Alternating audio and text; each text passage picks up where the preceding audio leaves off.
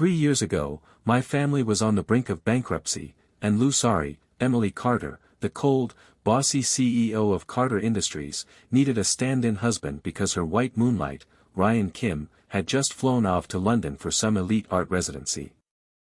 Our marriage was never about love. It was a transaction, her escape route, my survival card. Back then, I didn't even know what was happening.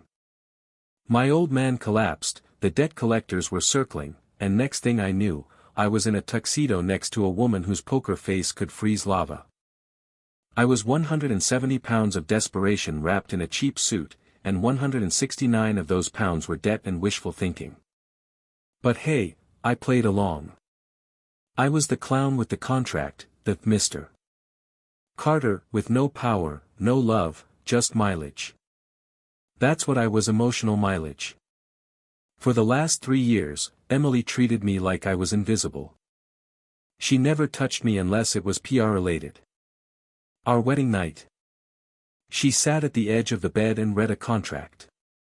Swear to God, I thought she'd offer me stock options instead of a kiss. I even joked that if she wanted to get physical, I'd need a signature and a blood sample. Her response. She glanced up and told me, "Charlie, stop reading those cheesy CEO web novels." Joke's on her, I was in one. But you know what the weird part is? For all her icy CEO energy and Hermes power suits, there were nights I'd hear her sniffling under the covers. Once, I caught her curled up in the dark beside the bed, holding the quilt like it owed her rent. She was crying quietly, tightly, the kind of crying that's been swallowed too many times. I didn't ask. I just sat next to her and offered my hoodie. She didn't take it. But she stopped crying. I'm not a genius, but even I could tell she wasn't completely heartless. She was just stuck. Trapped in some story she didn't write. Anyway, this morning started like any other. I made breakfast, she didn't eat it, I made coffee, she left it untouched. But then, I saw a post from Olivia Yu, one of Emily's old friends and a walking drama magnet. She posted a blurry photo of Ryan Kim. Yep, the Ryan fresh off his plane and apparently back in San Marino. Sitting beside him in the cafe photo. Emily. You could tell from the way his body leaned toward her that the man still carried a torch. And guess what was on his wrist? The exact model of the Patek Philippe I had asked Emily for last month. She brushed me off like I was a broke fanboy. But there it was, sparkling on his wrist like it belonged there all along. My heart. Oh, it didn't break, it slammed shut and filed for emotional bankruptcy. So I did what every emotionally self-aware man with a secret live commenting system floating above his head would do. I packed my bags. Don't go, a barrage message floated in. She's totally falling for you. Another one blinked in neon font, hold on one more year, bro. That IPO bonus is a clean $100 million. 100 mil? Are you kidding me? With that kind of cash, I could rent a private island, clone myself, and let 8 stand-ins live out my trauma while I sip my ties in peace. Still, I didn't slow down. I've read enough of these stories to know how they end. The moment the white moonlight returns, the substitute always gets booted. Either he ends up crying in a dark alley, becomes a meme, or lands in some sleazy bar singing breakup ballads to middle-aged bartenders. You ever walk into a party knowing you're not supposed to be there but you show up anyway with your head high, your sarcasm sharper than your dress shoes, and your inner monologue already roasting everyone in sight? That was me walking into Ryan Kim's birthday party, arm in arm with my legally wedded but romantically complicated wife, Emily Carter. She was wearing a backless navy gown, diamond earrings that probably cost more than my childhood home, and that signature icy look that made everyone in the room second-guess whether they'd wronged her in a past life. Meanwhile, I was just there trying to enjoy the champagne before the social bloodbath began. The moment we stepped into the ballroom of the Delano Grand Hotel, all eyes turned to us like we were some scandalous plot twist arriving mid-season. Ryan was already surrounded by San Marino's finest socialites, looking like the Prince of Pity with his champagne flute and that smug smile only a man holding another guy's Patek Philippe could wear. I swear, I heard Olivia gasp under her breath when she saw me. "That's the stand-in husband," she whispered a little too loud. I shot her a wink. "Stand-in, maybe. But permanent on the guest list." The barrage comments were already flying in. "Charlie just entered like he owns the room. Ryan's jaw is twitching, somebody zoom in. Bro, be careful, this is green tea territory." Ryan walked toward us, all polite smiles and fake humility. "Emily," he said warmly, "you came." Then his gaze flicked to me. "And you must be Charlie." I extended a hand and grinned. "The one and only. Happy birthday, man. I brought a little something." I handed him a small box wrapped, tasteful, expensive but ambiguous.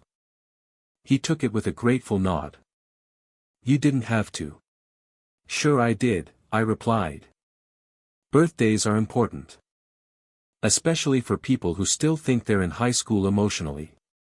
That one made the barrage go feral, RKO out of nowhere. "Someone give Charlie a mic." Bros got hands and sarcasm. I was about to walk away like the classy menace I am, but then Emily stepped aside and Ryan blocked my path with a friendly arm. "Before you go," he said, "I have something for you." From behind him, a staff member handed him a sleek black box. Ryan opened it slowly, revealing what looked like a vintage crystal ornament with intricate engravings. "It's something boys like," he said, handing it toward me. Oh no. I knew that trope. I've read this exact setup in at least 20 CEO novels. Either the gift had secret emotional value between him and Emily, or it was a trap disguised as sentiment. The barrage exploded. "Don't take it. That box is cursed. Charlie, drop it and run." I turned to Emily and leaned in. "Babe, you sure this gift isn't gonna get me cancelled?" She raised an eyebrow, clearly confused. "Why would he give you a gift?" "Exactly my question," I muttered. "This isn't some weird friendship triangle, right?" But before either of us could process it, Emily reached out, grabbed the box, and dupes let it slip. The crystal shattered into glittering pieces across the marble floor. "Oops," she said flatly. I stepped back dramatically. "Emily. That was so expensive. You should apologize to Ryan." She glared at me. "I should what now?" I whispered, "He has early-stage Parkinson's, remember?" The barrage lost its mind. Not the fake medical gaslight. Charlie's mouth should be illegal. Emily is one glare away from setting him on fire. Ryan rushed over. "Are you okay?" he asked Emily, like the crystal had exploded in her face instead of her hand. Their hands almost touched. I was getting ready to exit stage left when Emily looped her arm around mine. "Let's go." "Go where?" I whispered. "Home. You're cold. You need to change. And I'm not spending another minute watching you flirt with people who talk like they're narrating a perfume commercial." "Me? Flirt?" I blinked. "Babe, I was dodging bullets." She didn't answer. We left behind a bewildered Ryan and a speechless Olivia, and the barrage practically threw confetti. The exit scene. October 10th. This ship just sailed, y'all. Someone make a fan cam now. Back at the Carter estate, I was high on endorphins. That was the first time in 3 years Emily voluntarily pulled me close in public. My little clown heart was jumping like it just got its own Netflix spin-off. But I had to play it cool. So. About earlier, I began as we stepped into the house. Emily looked like she wanted to say something, but instead, she glanced at me and narrowed her eyes. "There was something off about that wine you almost drank." "What, you think they spiked it?" I joked. "With what, laxatives?" That's not funny. It's kinda funny, I said. Also, how do you know it wasn't for you? She stopped walking. Why would they drug me? Jealousy? Business war? Maybe Ryan's mad he can't afford 2 Pateks. Emily sighed and turned away. You're impossible. I couldn't help it. I started rapping under my breath. 1 year, 100 mil, playin' husband like it's real, dodging tea like Neo, flexin' hard with my CEO. She turned back, stunned. Did you just freestyle about our marriage? Yes, I said proudly. And I killed it. You need therapy. Nah, just a bigger allowance. Then came the bath scene. Oh yes. Emily insisted I needed a warm soak after the party fiasco. She filled the tub, set out the towels, and even brought the stupid eucalyptus candle I hated. I'll help you undress, she said. I froze. Wait. For real? Don't flatter yourself, she said dryly. You smell like chlorine and trauma. I was too stunned to fight it. She dragged me into the tub like I was a soggy Labrador. She rinsed me, toweled my hair, and even dried it with that Dyson hairdryer she never let me touch. You're unusually gentle today, I muttered. Did someone switch your firmware? Shut up, she said, brushing my bangs aside. My heart did a thing. A thump thing. And oh no, I might be falling for her thing. But I shook it off. If you're gonna be this nice, I said, I might need a new Rolex to go with it. Her hand froze. Charlie. What? We're married. I deserve compensation. Get out of the tub, she said flatly. You sure? Now. I grabbed my towel and scrambled out. That's what I thought. Later that week, Emily told me we were going to her grandfather's birthday party up in the mountains.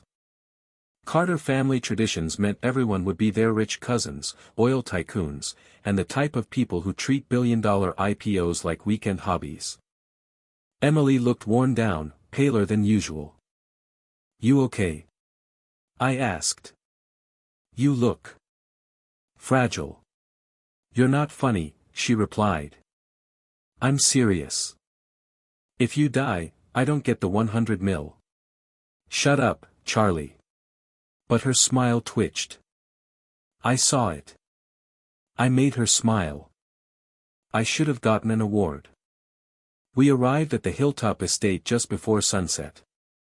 The place looked like a mix between a castle and a private museum. As soon as we entered, I did the rounds shaking hands, bowing slightly to old money uncles, pretending I didn't recognize Ryan across the lawn. He was already chatting with Olivia. They spotted us and waved. I waved back like I'd just forgiven them for a parking ticket. Then Olivia said something that made me raise an eyebrow. Isn't it sad, she told some woman next to her. Emily only married Charlie to get over Ryan. Everyone knows it. I sipped my drink and leaned closer. Yeah, the woman replied, but they'll divorce soon, right? He's just a placeholder. The Liu family won't let Emily be tied to someone like him forever. I cleared my throat. Hi. Quick question. Do placeholders get invited to this party, or do we just crash it with confidence? They froze. I'm Charlie, I added with a wink. The placeholder with a prenup and a pool house. I walked away like nothing happened. The barrage said it all. Cold-blooded. Charlie for president. Olivia has left the chat. And then it happened. A kidsome rando toddler with no concept of danger ran full speed toward me. I dodged like a champ and pulled Ryan in front of me as a human shield. Bro, protect me. Ryan stumbled and almost fell into the pool. The kid kept running like he just unlocked a new level. Ryan, unfortunately, couldn't swim. He flailed, screamed, and shouted, Ryan, help me. Emily didn't move. She looked at me. I sighed. Guess it's my cue. I took off my jacket, handed it to Emily, and dove in. The water was freezing. Ryan grabbed me like I was his last hope and started climbing me like I was a jungle gym. I dunked him, brought him up, dunked him again. Just enough to make him suffer but not enough to kill him. You good, bro? I asked with mock concern. He nodded through the water, coughing. Cool, just making sure. I pulled him out, tossed him to the deck like a wet suitcase, and turned to the crowd. All good, folks. Just your average marital subplot resolving through water trauma. The crowd clapped. Emily handed me a towel. Thanks, hero. Anytime, wife. The barrage popped in, he just saved the villain. Icon behavior. Ryan's ego drowned. Someone give Charlie a spin-off. But the war wasn't over yet. I could tell from the way Ryan looked at Emily like he still had cards to play. Fine. Let's play. 1 year left, 100 million on the line. Let the CEO games begin. I should have known that pulling Ryan Kim out of the pool wouldn't earn me a damn thing. Not a thank you, not a handshake, not even an apology for using me as a human life vest while he screamed my wife's name like he was trying to summon her soul. Nope. All I got was a soaked shirt, a pair of cramping calves, and the lingering scent of regret mixed with chlorine. But you know what? It was worth it. Because while Ryan sat there dripping and shivering like a failed audition for Titanic 2, I had Emily Carter handing me a towel, her fingers brushing my jaw like she suddenly realized I was, in fact, not invisible. The barrage exploded with virtual applause. Charlie's redemption arc just unlocked romance route. Someone cue the slow-motion OST. Ryan really thought he could third-wheel his way into a power couple's narrative? Please. But of course, Emily being Emily, she didn't linger in soft-spoken gratitude. Nope. 5 seconds later, she had me dragged upstairs, wrapped in an absurdly fluffy bathrobe, and shoved into the ensuite of one of the guest suites with a first aid kit and a very specific warning, don't you dare milk this. Milk what? I asked, dramatically clutching my lower back. My trauma? My sacrifice? The water in my left ear canal? Your ego, she muttered, turning away. You enjoyed that a little too much. She slammed the door before I could respond, which was probably for the best because I was dangerously close to asking if saving romantic rivals counted as emotional manipulation tax-deductible under marital law. Anyway, while she was off doing PR cleanup for Ryan and faking concern in front of her family, I had myself a quiet moment with a bottle of imported spring water and $1 million grin. Until I heard something outside the bathroom. Whispers. Familiar voices. Curious, I cracked open the window and leaned out slightly. What did I see? Olivia Yu and Ryan Kim, whispering like they were planning a coup d'état in a telenovela. I couldn't hear every word, but divorce, inheritance, and leverage came up more than once. My favorite? He's just a placeholder husband. Soon, Emily will snap out of it. Oh. Will I? I ducked back inside, activated my phone's recording app, and grinned like the rat I was about to become. If Ryan and Olivia wanted war, I would give them war. But I'd do it my way with drama, receipts, and perfect comedic timing. I waited a few minutes before heading back down, perfectly dry, hair styled by Fate and a Dyson, strolling into the main hall like I hadn't just been insulted upstairs by 2 trust fund sociopaths who watched too much Gossip Girl. The party had moved into speech mode. Grandpa Carter sat proudly at the center of the stage, receiving toasts and compliments from a lineup of family members and business elites like some kind of Wall Street Santa Claus. One by one, they walked up, faked sincerity, and praised his business acumen while subtly bragging about their own achievements. I sat at our table, sipping something non-alcoholic. I wasn't about to get roofied in public when Ryan suddenly got up. Of course he did. To Mr. Carter, he said, smiling like he hadn't just insulted me, to a girl who thinks shade is a love language. A man who built an empire from nothing, who remains our inspiration. As a token of my gratitude for his guidance and friendship, I've prepared something special. He stepped back and cued a surprise dance performance, complete with hired backup dancers and a light show. What the hell? He was performing at a birthday party. Like it was his Netflix special. The barrage lit up instantly. Is this a TED Talk or a talent show? Ryan, please, sit down. Charlie's internal cringe just hit critical mass. I leaned back, clapped politely, and kept my smirk on standby. The crowd was impressed somehow. Then Ryan, the evil genius, turned to the crowd and said, "Of course, I could never outshine Emily's husband. I heard Charlie used to be quite the dancer back in college. Maybe he'd like to give us a taste." The microphone might as well have slapped me. My ears rang. Emily stiffened beside me. The barrage practically howled. "Don't do it, Charlie. You can't moonwalk out of this. Give us cringe or give us death." I stood up slowly. My internal voice screamed, "Nope, this is a trap." But my public persona? "Oh, he's an idiot." "Sure," I said with a shrug. "But I won't dance. I'll sing." "Sing?" Ryan repeated, visibly confused. "Absolutely," I nodded. "Something classic." I stepped toward the children's table and said, "Kids, you know Love You Walking Alone in the Alley, right?" It was a meme song from TikTok, ridiculously dramatic, painfully overused, and so embedded in Gen Z DNA that it made 10-year-olds cry on cue. One of the kids stood up and shouted, "That's my favorite." Chaos ensued.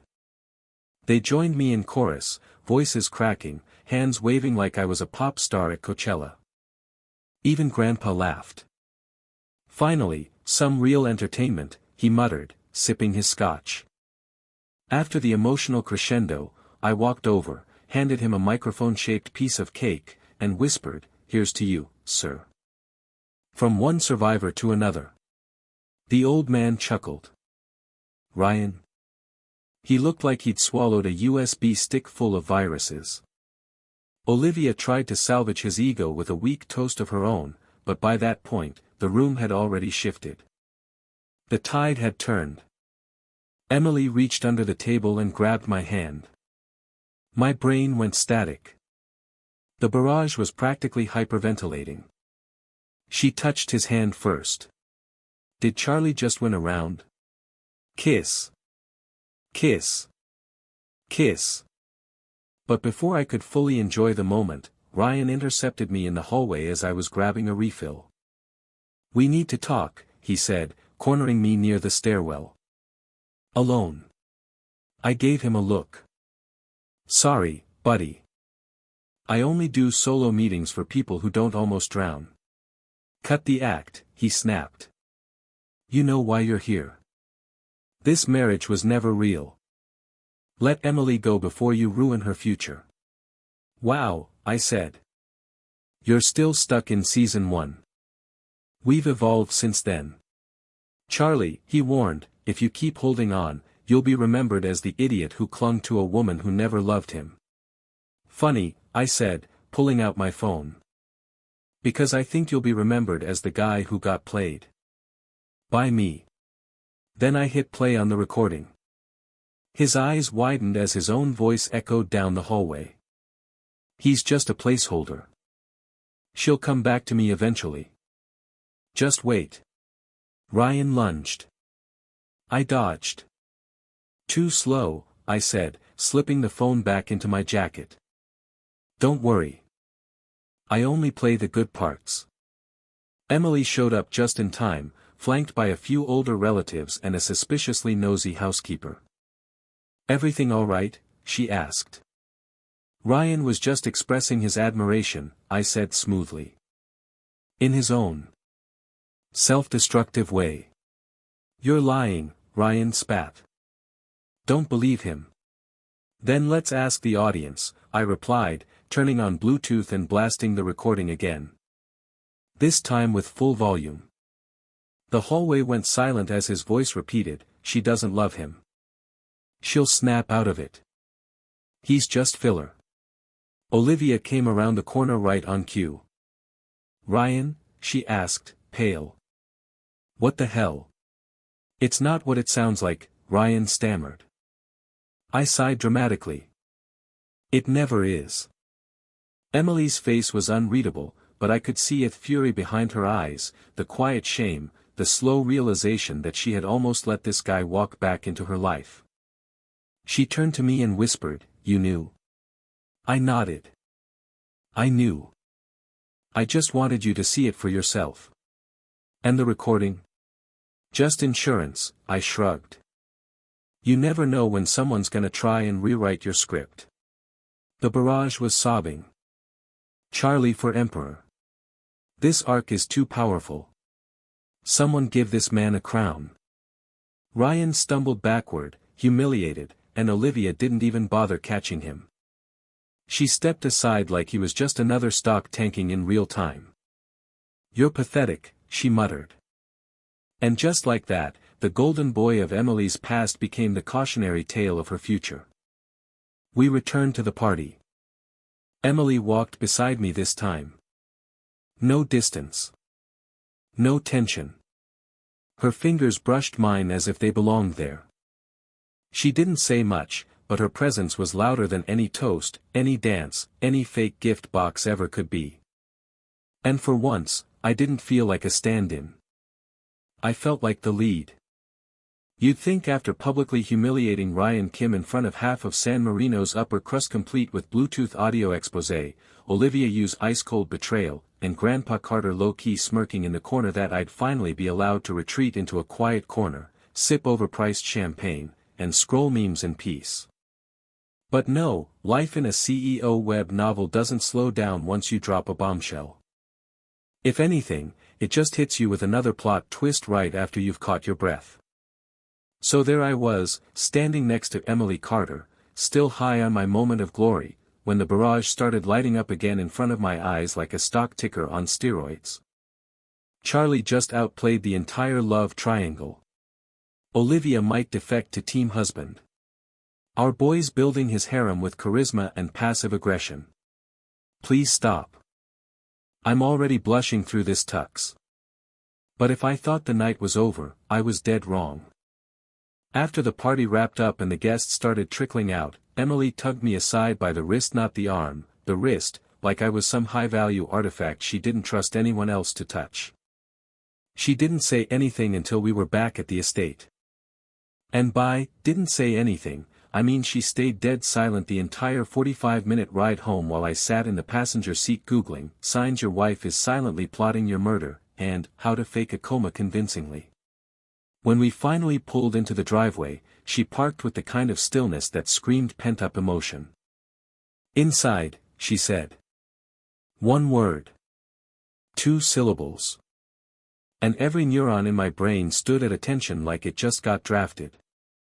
Once we stepped into the foyer, she stopped. Upstairs. My room. I blinked.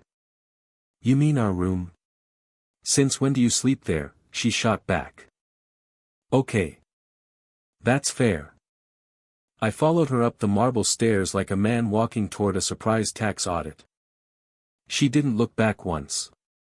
Not even when I tried to stall by faking a cough halfway up.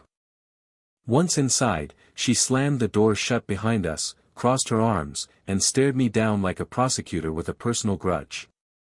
So. Want to explain? I shrugged. About what? The fact that your childhood sweetheart is a manipulative snake, or that I happen to have top-tier audio engineering skills? She narrowed her eyes. Why didn't you tell me you recorded him? Because you wouldn't have believed me if I told you before you saw it yourself. So you staged it. I presented it dramatically, I corrected. It's called theatrical justice. Very trendy. She rolled her eyes and turned away, but her shoulders weren't as stiff anymore. I watched her, trying to decode the silence, wondering if she was mad I didn't tell her sooner or just embarrassed she ever entertained the idea of going back to a guy who couldn't even swim without using me as a human floaty. The barrage came back. Apologize and hug her, dumbass.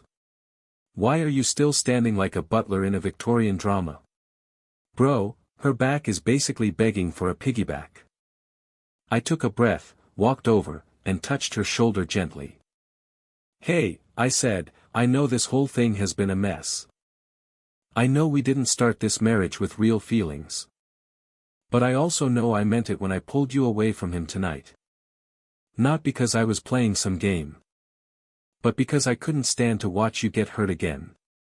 She didn't respond, but I felt her shift ever so slightly under my fingers. Progress?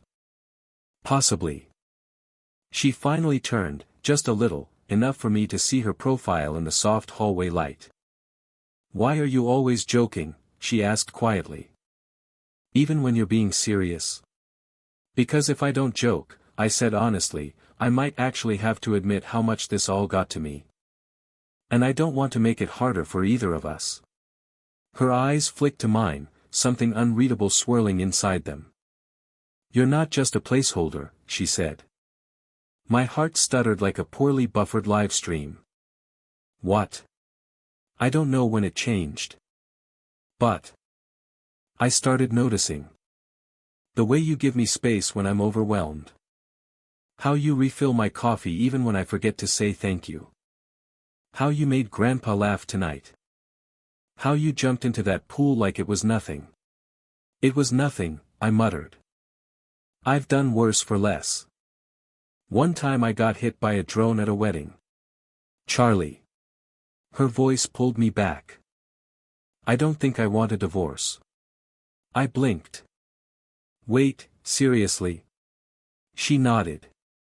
Not unless you still do. Barrage, everyone calm down, she said it. Proposal 2.0 coming soon. Charlie, you better seal this with a kiss or I'm unfollowing your life. I stepped closer. You think maybe we could start over? Try this marriage thing again. For real this time. What does for real look like to you? She asked. It looks like shared Netflix passwords, honest fights, morning coffee with eye contact, and you not disappearing every time Ryan Kim shows up with a violin and a sob story. She smirked. And maybe. I pulled a small box from my pocket, the one I'd been hiding for weeks, not knowing when or if I'd use it. Maybe it includes me giving you this. She stared at the box like it was a live grenade. What is it? Don't freak out, I said quickly. It's not a ring. It's just keys to the lake house in Tahoe. The one you said you liked but never bought because it wasn't practical. She took the box, opened it, and laughed softly. You bought me a house. No, I said, we bought us a new beginning. The next morning, the social media storm hit. Apparently, someone had caught the pool incident, the dance-off, and my performance with the kids on camera. It was trending. CO wife saves her husband. Placeholder king.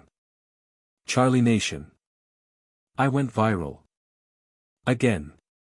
Emily wasn't thrilled, but even she had to admit the comments were overwhelmingly supportive. Except for one that read, Ryan Kim's career just flatlined harder than his heartbeat when Charlie dunked him. I may have screenshotted that one and made it my phone wallpaper. Over breakfast, Emily scrolled through her phone while pretending not to smile at every meme that had our faces photoshopped onto royal couples, movie posters, and anime protagonists. You're a menace, she muttered, handing me the tablet. Look what they did. It was a fan edit of me holding a sword with a caption that read, CEO husband, from substitute to supreme. I snorted cereal. Okay, I want that on a mug. No, she deadpanned. We're not merchandising our marriage. Too late, I said. I already designed hoodies. But just when I thought things were finally settling into something soft, steady, maybe even romantic, the Carter family board dropped a bombshell. Grandpa wanted to retire.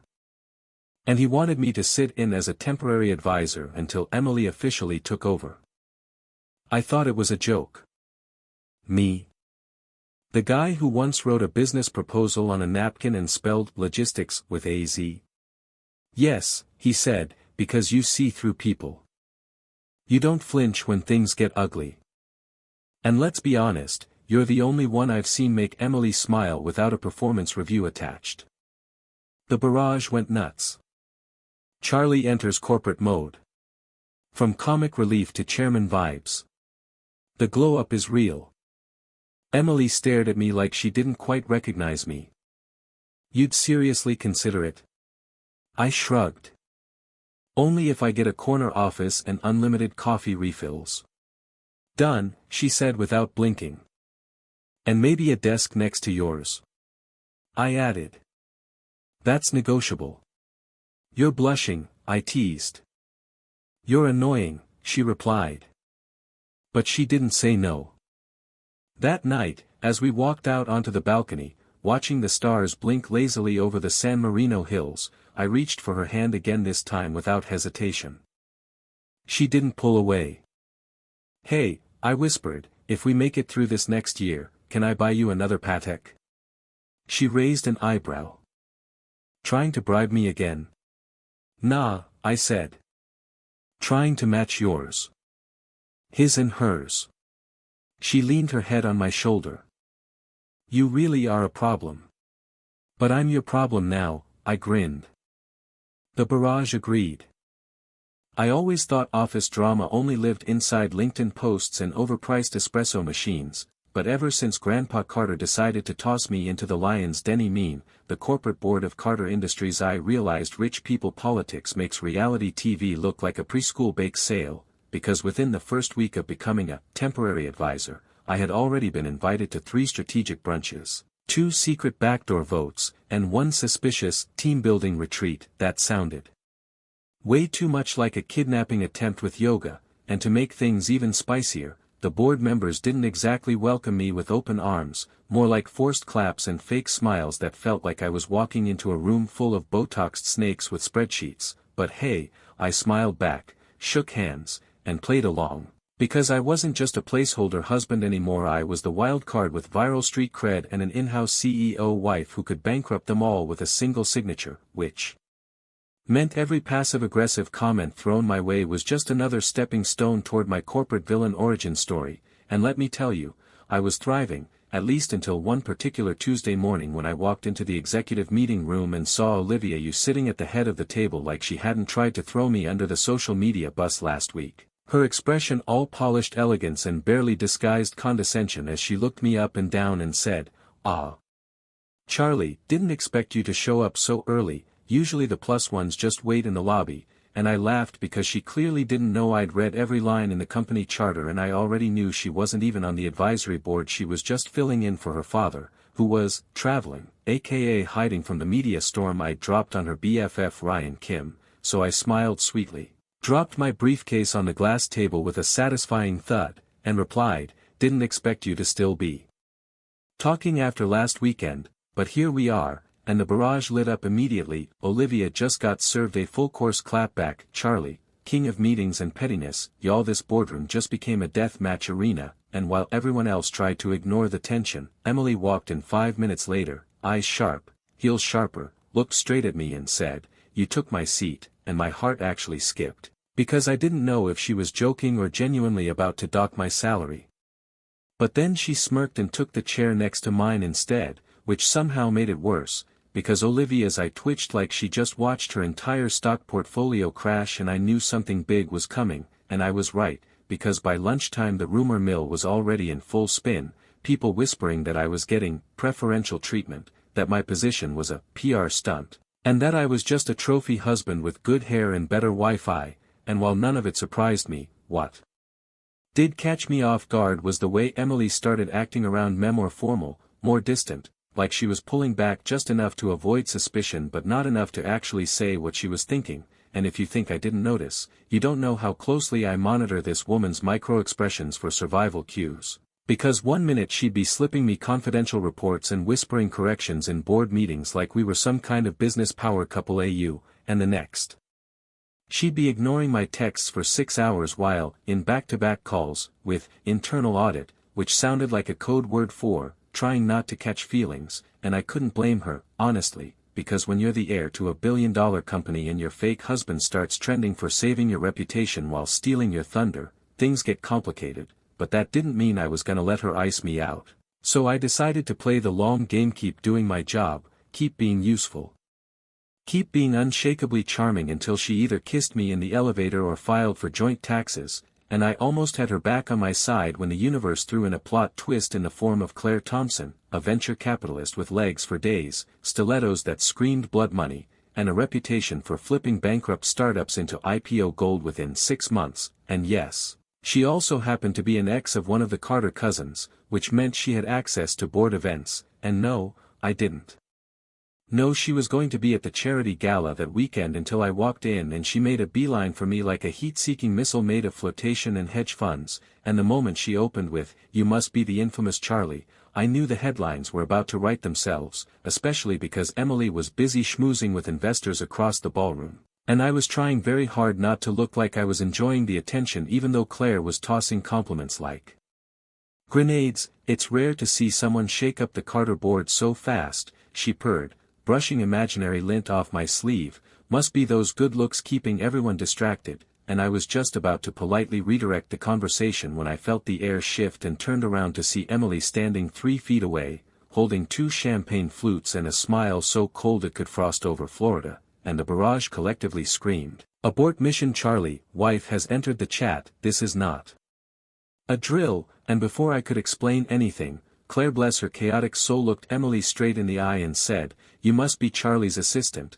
which was the exact moment I saw my life flash before my eyes, because Emily didn't blink, didn't flinch, just handed me a flute and said sweetly, "Actually, I'm his boss, his landlord, and his wife, depending on the context." And Claire paled faster than a crypto investor in 2022, muttered something about needing air, and vanished into the crowd, leaving me standing there with a half-frozen wife and a champagne glass that suddenly felt very fragile, and I turned to Emily, trying to gauge the mood, only to get hit with a deadpan, "She has no taste," and I couldn't help it. I laughed, hard, like belly laughed in the middle of a black tie event with all eyes on us, because that one line told me everything I needed to know. Emily Carter was jealous, which meant she cared, which meant this wasn't just a game anymore, and the moment I realized that, I reached for her hand, intertwined our fingers, and whispered, "If it helps, I only have taste for disaster-prone CEOs with rage issues and great fashion sense," and she rolled her eyes but didn't let go, which in Emily language was basically a public declaration of affection, and the barrage nearly imploded. "We're in the soft launch ER, they're holding hands, I repeat, they're holding hands. Charlie is unstoppable," and from that night forward, something shifted, because suddenly Emily started calling me into meetings just to keep up appearances, but always sat next to me, always passed me notes under the table, always made sure I had the last word in project briefings, and I knew what she was doing, reframing the narrative, reminding people that if I was rising in the company, it wasn't by accident, and I played along, of course I did, but deep down I also knew she was doing it because it was easier than saying, "I'm scared of liking you too much," and I didn't mind, not really, because I was scared too, scared that once the original deal expired, once the 1 year left deadline came up, we'd go back to square one, pretend none of this happened, or worse, pretend it didn't matter. But every time she stood up for me in public, every time she shut someone down with just a glance, every time she casually defended my ideas like they were her own, I started to hope a little harder that maybe we weren't just rewriting the contract, we were rewriting the ending, and I wasn't sure if she was ready to admit it out loud, but I was, and maybe, just maybe, it was time I did something bold, something irreversible, something that made it clear I wasn't in this for the money anymore, I was in this for her, and if it meant burning the original deal, if it meant risking everything I thought I wanted at the start, so be it, because somewhere between the fake smiles, fake marriage, and fake board seat, I found something real, and I wasn't about to let It slipped through my fingers not when we were this close to finally calling it what it was, ours. The thing about deadlines is that they always feel so far away until suddenly, they're not, and one morning you wake up next to your wife, the same wife you were supposed to divorce after a fixed-term business arrangement, and you realize the year is almost up, the contract expiration date is staring you in the face like a blinking cursor on a blank email you don't know how to finish, and the worst part is, neither of us had mentioned it once in the past 2 months, not even in jest, which for someone like Mulho turned emotional deflection into a full-time career was saying something, because I had joked about everything from hostile takeovers to accidentally feeding Emily's Pomeranian my leftover tacos, but I hadn't made a single crack about the expiration date stamped on our marriage, and that silence had started growing legs, stretching between us like an invisible string we both pretended not to trip over. And yet, despite all of that, life was weirdly good. I had a proper office. Now, people didn't just smile at me out of politeness anymore, they respected me. Emily's father started addressing me as son, instead of the guy with the Wi-Fi password, and Emily she had gone from being the iceberg wife of Q1 to the girl who now fell asleep on my shoulder after long meetings, who asked me how my presentations went, who surprised me with midnight ramen and curled up beside me in hotel rooms, saying things like, just for tonight, even though we both knew it was never just for one night anymore, and the barrage knew it too. They had shifted from rooting for chaos to cheering for stability. We're in the soft love era. Charlie, don't screw this up. If you don't propose, I'm quitting this story. And maybe I should have felt comforted, but honestly, I was terrified, because the closer we got to something real, the louder that silent clock in the back of my mind ticked, and when the day finally came, it wasn't dramatic, no thunderstorm or office scandal, just a date on a calendar, the same calendar Emily and I both ignored as we went to work, had lunch, reviewed strategy decks, and acted like it was any other Thursday, except it wasn't, and I knew she knew, because she was quieter than usual, more precise in her words, more deliberate in the way she avoided looking directly at me when we spoke, like if she did, something might snap. So I waited until we got home, until she kicked off her heels and started heading toward the stairs, and I said, Emily, just her name, and she paused, still facing away.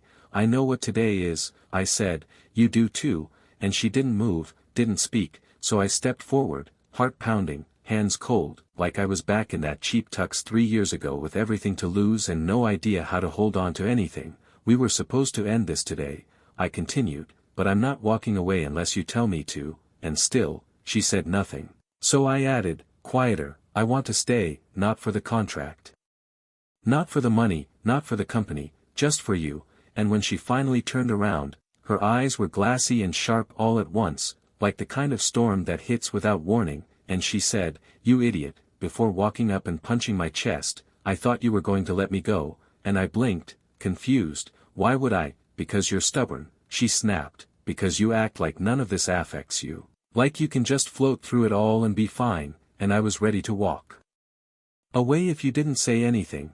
Because I wasn't going to beg someone to love me if they didn't mean it. I do mean it, I said instantly, I mean all of it, and then she kissed me, fast and ungraceful and angry and relieved, and I kissed her back like I hadn't just been handed my entire future in one impossible package, and the barrage exploded. Finally, I'm sobbing in the club RN. You better have a ring hidden in your sock, and yeah, I did have something planned, something a little over the top because come on, I'm still me. So after she pulled back and we both just stood there breathing like we'd run a marathon in place, I reached into the drawer of the hallway console and pulled out a velvet box, not the flashy kind, just simple, solid, like her, and I opened it to reveal not a ring but the same Patek Philippe watch Ryan had flaunted all those months ago, except this time, it had both our initials engraved on the back, and her eyes widened like I'd just handed her a blueprint. For peace on earth, is this, the real one? I said. Yours came first, and she didn't cry, not quite, but she stared at it long enough that I started getting nervous, until she finally whispered, put it on me, so I did, gently, like I was handling something sacred, and once it clicked into place, she lifted her wrist and said, guess I'm stuck with you, and I smiled, guess so, but life being life, we didn't even get a full week of post-confession bliss before the final boss showed up. Ryan Kim, of course, apparently back from whatever island retreat he'd crawled to, and this time he wasn't alone. He was accompanied by a lawyer and a flash drive full of evidence he claimed would expose the fraudulent relationship between Emily and me, accusing us of entering a sham marriage to secure company power and manipulate public trust. And while I wanted to laugh, Emily looked murderous, like she was 2 seconds away from launching him into low orbit with nothing but a shareholder report. We should ignore him, I said. He's just desperate. No, she replied, he wants war, he'll get it. And 2 days later, we were in the Carter Industries press room, standing at the podium in front of every major business journalist in the country, and I let her do the talking, because this was her battlefield, and she stepped up, calm and sharp as ever, and said, there are rumors that my marriage is a performance. She looked around, daring anyone to challenge her. If that's true, then you'll forgive us for the most important performance of our lives. And before anyone could react, she turned to me, pulled me in, and kissed me right there on camera, long and unfiltered. And when she pulled away, she added, but just in case there's any doubt, here's our marriage certificate, here are 3 years of shared tax filings, and here's a pregnancy test. Dead silence, then gasps, then the barrage imploded. Wait, what? Charlie's gonna be a dad? You dropped a baby bomb in the middle of a press conference. And I turned to her, shocked. You're serious? And she nodded slowly, eyes glinting. I was going to tell you last week, but you were too busy getting jealous over Claire Thompson. Fair, I whispered, still stunned. So we're really doing this? We already are, she said. And when we walked off that stage, hand in hand, hearts thundering, cameras flashing behind us, I realized that somewhere between fake vows, strategic scandals, and enough plot twists to fill a K-drama, we'd built something real, something messy, flawed, unpredictable and completely ours. And yeah, maybe I never planned to fall in love, never planned to become the face of Carter Industries, never planned to become a husband or a father or a walking meme, but here I was, with the girl who once told me love was inefficient and the baby on the way who'd probably inherit her negotiation skills and my bad timing. And as we stepped into the car, Emily laced her fingers with mine and said, you're still annoying. And I grinned, but you love me anyway. And she rolled her eyes, unfortunately, and the barrage blinked back to life one last time. Happy ending unlocked. Charlie got the girl, the company, and the baby DLC. This is peak web novel, and you know what, they were right. Just as I zipped up my luggage, the front door creaked open. There stood Emily, in her business suit, looking less like a CEO and more like someone who just walked into a boardroom betrayal. You're leaving? She asked. Her voice didn't crack, but her tone had thorns. Didn't you two just meet? I blinked.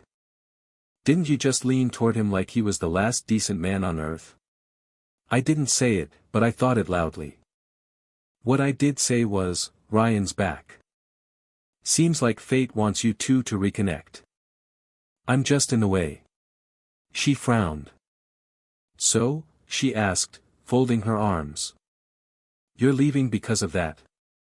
And here it comes, the classic president's wife comeback, 30% cold, 30% sarcastic, and 40%, I'm better than this. You've been well behaved. Just take a check and get out, she said with full boardroom energy.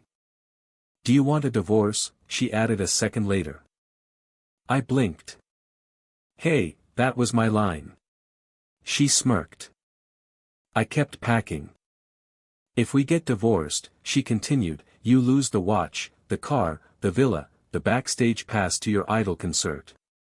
Classic CEO move, bribe then threaten. I rolled my eyes. Emily, you don't love me. Why pretend? But then, my barrage lit up again like Times Square on New Year's. Who said no love? You were crying with joy last time she kissed your forehead, dude. Don't give up, she just doesn't know it yet. Protect your toys, bro. Wait, what? Emily narrowed her eyes. What are you mumbling about? I panicked. Could she see the barrage too? Nothing, I said quickly, zipping my suitcase with a flourish. But it was too late. Her face went dark. I tried to play sad and noble, like those web novel male leads who get divorced in the rain. You deserve to be happy, I said, sniffling on cue. And I deserve someone who actually likes me. Let's not waste each other's time. The barrage exploded. Don't do it, Charlie. 1 year equals $100 million. She's a love-brained CEO now. Ryan's green tea game is weak. Hold the line. Emily's nostrils flared. Is this about Ryan? She asked, taking a step closer. Or are you just too used to losing? Neither, I replied. I just don't want to be cannon fodder in someone else's drama. She snorted. You think you're cannon fodder? You're the whole battlefield. Suddenly she started removing her glasses, her earrings, her coat. I panicked. I've seen that move before. That's not, I'm going to bed. That's, I'm about to emotionally ambush you into intimacy. I backed away. Don't come near me with your designer heartbreak. She smirked. Say something stupid, get punished. Her tone dropped an octave. You're not leaving tonight. My barrage exploded again, applause for love. The plot has collapsed and we're all here for it. Hold up, is she role-playing now? Her phone rang. Thank God. She picked up and turned on speaker. Emily, are you asleep? Ryan's voice purred through the speaker like a jazz radio host with too much cologne. Just wanted to remind you. Tomorrow's my birthday. Like old times, right? Yenching Hotel. She was quiet. I was not. My mind lit up like a slot machine. So that's why she always had a business trip this time of year. To celebrate his birthday. My barrage, run. Do not let the wine touch your lips. They're trying to drug you. I pretended to faint. Wife, I whispered dramatically, I'm not okay. She looked at me sideways. You drank nothing. Ryan kept talking on speaker, like this was some late-night confession special. You always used to toast me first. Remember that? My hand twitched toward the phone, ready to toss it in the pool. But instead, I smiled. Don't worry. It's totally fine. Old friends. Celebrate. It's cool. Emily blinked. You're not mad. Not at all, I said. Why would I be jealous? I mean, he just has my $85,000 watch, but hey, it's just capitalism, right? Her face darkened. She slammed the bedroom door. I shrugged. I wasn't wrong. I really wasn't. The next morning, I was plotting to exchange some of my luxury stuff for Kashmir, make hay while the marriage contract still shines when she pulled me into the car. We're going to Ryan's birthday party, she said. Wait, why am I going to your ex's cake fest? She didn't answer. But I had a feeling. This party wasn't going to be just cake and candles.